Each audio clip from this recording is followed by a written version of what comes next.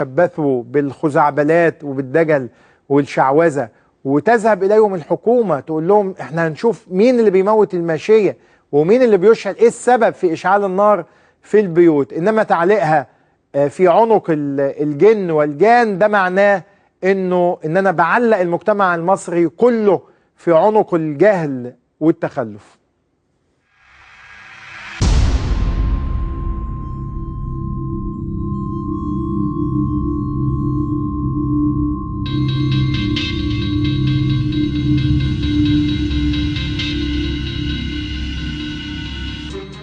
قيمة سنة بالظبط أو 10 شهور اتنقمت العزبة دي بمرض، لا احنا عارفينه مرض واللي هو الجن. بيمسك الدنيا كده يخنقها من غير أي سبب، من غير أي عوارض، من غير أي ظواهر، من غير أي حد يدخل.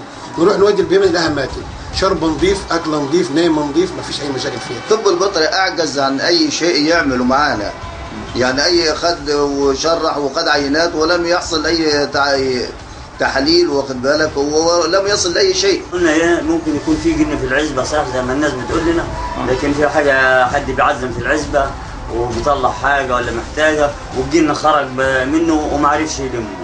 فطبعا الجن بدا يجي على افراد العزبه ويأذيهم في المواشي بتاعتهم. لحد النهارده برضه كده مات حوالي 30 بهيمه تاني، على 40 قبل كده يبقى 70 بهيمه في سنه.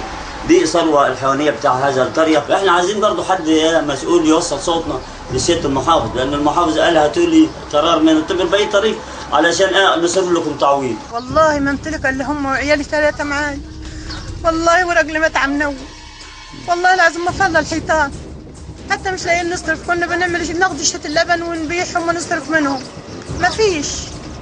مات وخش جبتهم ووكلتهم ودخلتهم جيت احلفهم العصر زي الدرجه دي كده، لقيتهم ال3 ميتين والله الواحده وعشر 7.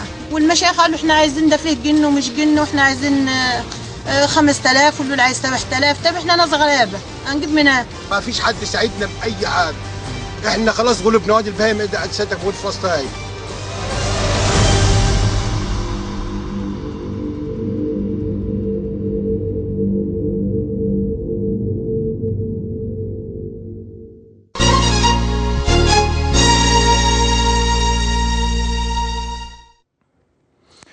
يعني زي ما قلنا كثيرا من قبل، اللي انتم بتسمعوه ده بتسمعوه دايما، الجن بيشعل النار في البيوت، الجن بيموت